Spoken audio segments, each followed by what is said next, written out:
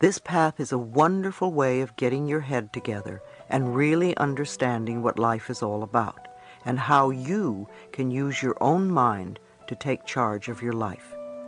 When I started all this over 20 years ago, I had no idea that I would be able to bring hope and help to the number of people that I do today. Chapter 3. The Power of Your Spoken Word. Every day, declare for yourself what you want in life. Declare it as though you have it. The law of mind. There is a law of gravity, and there are several other physical laws, like physics and electricity, most of which I don't understand. There are also spiritual laws, like the law of cause and effect. What you give out comes back. There is also a law of mind. I don't know how it works, in much the same way that I don't know how electricity works. I only know that when I flick the switch, the light comes on. I believe that when we think a thought, or when we speak a word or a sentence, it somehow goes out from us into a law of mind and comes back to us as experience. We are now beginning to learn the correlation between the mental and the physical. We are beginning to understand how the mind works and that our thoughts are creative. Our thoughts speed through our minds very quickly, so it is difficult to shape them at first. Our mouths, on the other hand, are slower.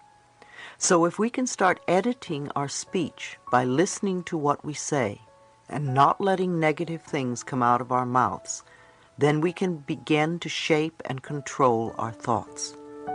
There is tremendous power in our spoken words, and many of us are not aware just how important they are.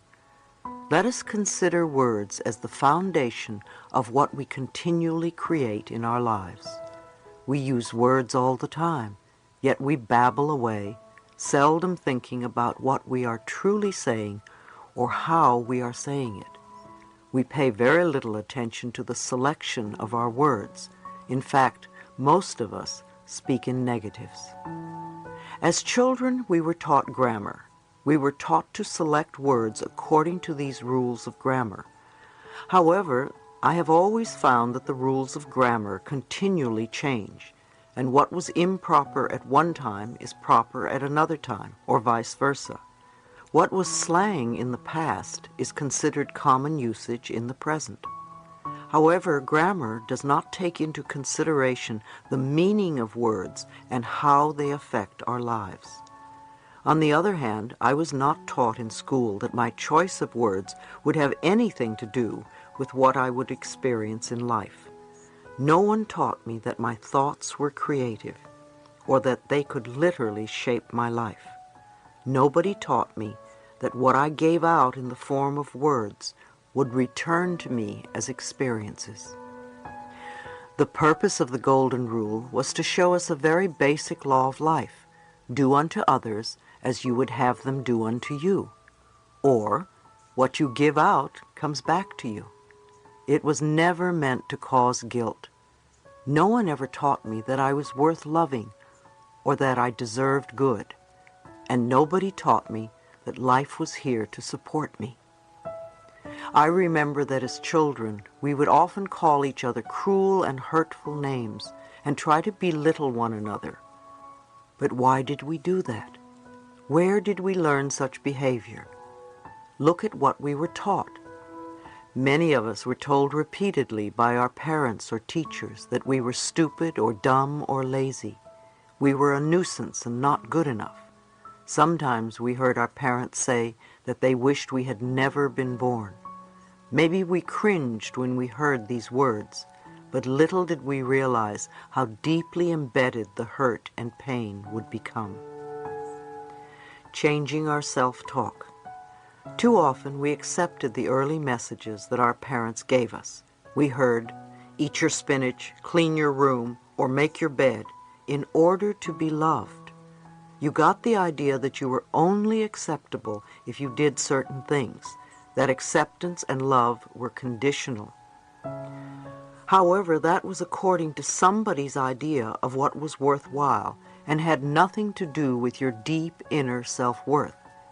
You got the idea that you could only exist if you did these things to please others. Otherwise, you did not have permission to even exist. These early messages contribute to what I call our self-talk, the way we talk to ourselves. The way we talk to ourselves inwardly is really important because it becomes the basis of our spoken words. It sets up the mental atmosphere in which we operate and which attracts to us our experiences. If we belittle ourselves, life is going to mean very little to us. If we love and appreciate ourselves, then life can be a wonderful, joyous gift. If our lives are unhappy, or if we are feeling unfulfilled, it's very easy to blame our parents or them and say it's all their fault. However, if we do, we stay stuck in our conditions, our problems, and our frustrations. Words of blame will not bring us freedom. Remember, there is a power in our words. Again, our power comes from taking responsibility for our lives. I know it sounds scary to be responsible for our lives, but we really are, whether we accept it or not. If we want to be responsible for our lives, we've got to be responsible for our mouths. The words and phrases we say are only extensions of our thoughts. Start to listen to what you say. If you hear yourself using negative or limiting words, change them. If I hear a negative story, I don't go around repeating it to everyone. I think it has gone far enough and I let it go. If I hear a positive story, however, I will tell everyone. When you are out with other people, begin to listen to what they say and how they say it. See if you can connect what they say with what they are experiencing in life. Many, many people live their lives in shoulds. Should is a word that my ear is very attuned to. It is as if a bell goes off every time I hear it. Often I will hear people use a dozen shoulds in a paragraph. These same people wonder why their lives are so rigid or why they can't move out of a situation. They want a lot of control over things that they cannot control. They are either making themselves wrong or making someone else wrong. And then they question why they aren't living lives of freedom. We can also remove the expression have to from our vocabulary and our thinking as well. When we do, we will release a lot of self-imposed pressure on ourselves. We create tremendous pressure by saying, I have to go to work, I have to do this, I have to. Instead, let's begin to say choose to. I choose to go to work because it pays the rent right now or whatever. Come from choice. Choose to puts a whole different perspective on our lives. Everything we do is by choice, even though it may not seem to be so. A lot of us also use the word but. We make statements, then we say but, which heads us in two different directions. We give conflicting messages to ourselves. Listen to how you use the word but the next time you speak. Another expression we could be mindful of is don't forget. We are so used to saying don't forget this or that, and what happens? We forget. We really want to remember, and instead we forget. So we can begin to use the phrase please remember in place of don't forget, or I will always remember instead of I will never forget. When you wake up in the morning, do you curse the fact that you have to go to work? Do you complain about the weather? Do you grumble that your back or your head hurts? What is the second and third thing you think or say? Do you yell at the children to get up? Most people say more or less the same thing every morning. How does what you say start your day? Is it positive and cheerful and wonderful? Or is it whining and condemning? If you grumble and complain and moan, you're setting yourself up for just such a day. What are your last thoughts before going to bed? Are they powerful, healing thoughts or poverty, worry thoughts? When I speak of poverty thoughts, I don't mean only about the lack of money. It can be a negative way of thinking about anything in your life, any part of your life that is not flowing freely. Do you worry about tomorrow? Usually, I will read something positive before I go to sleep.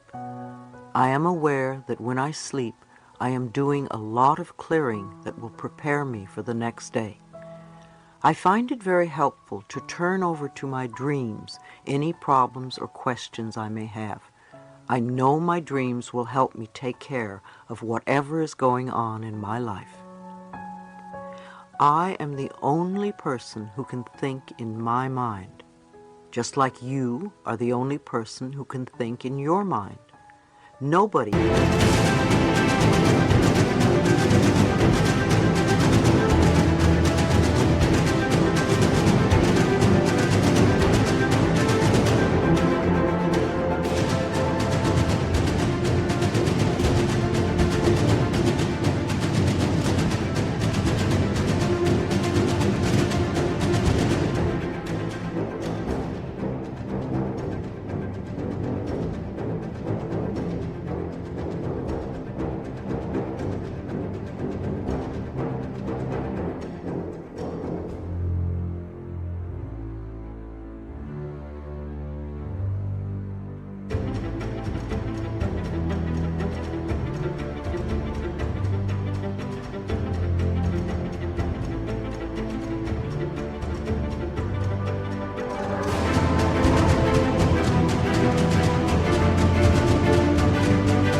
can force us to think in a different way.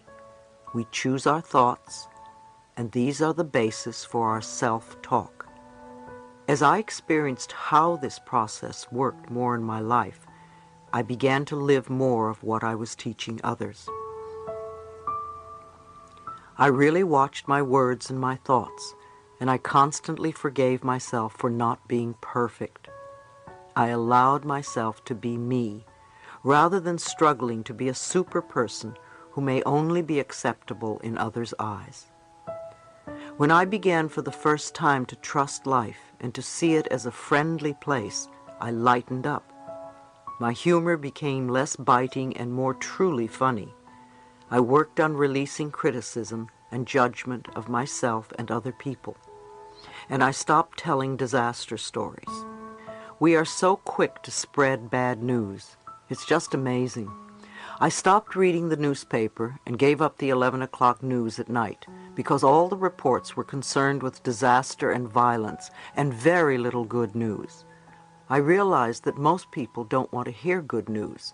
They love to hear bad news so that they have something to complain about.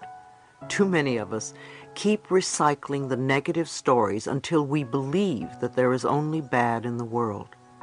For a while there was a radio station that broadcast only good news, but it went out of business. When I had my cancer, I decided to stop gossiping, and to my surprise I found I had nothing to say to anyone. I became aware that whenever I met a friend, I would immediately dish the latest dirt with them. Eventually I discovered there were other ways of talking, although it wasn't an easy habit to break. Nonetheless, if I gossiped about other people, then other people probably gossiped about me, because what we give out, we get back. As I worked more and more with people, I really began to listen to what they said. I really began to hear the words, not just get the general drift. Usually after 10 minutes with a new client, I could tell exactly why they had a problem, because I could hear the words they were using. I could understand them by the way they were talking. I knew that their words were contributing to their problems. If they were talking negatively, imagine what their self-talk was like. It must be more of the same negative programming. Poverty thinking, as I called it. Poverty thinking, as I called it. Poverty thinking, as I called it.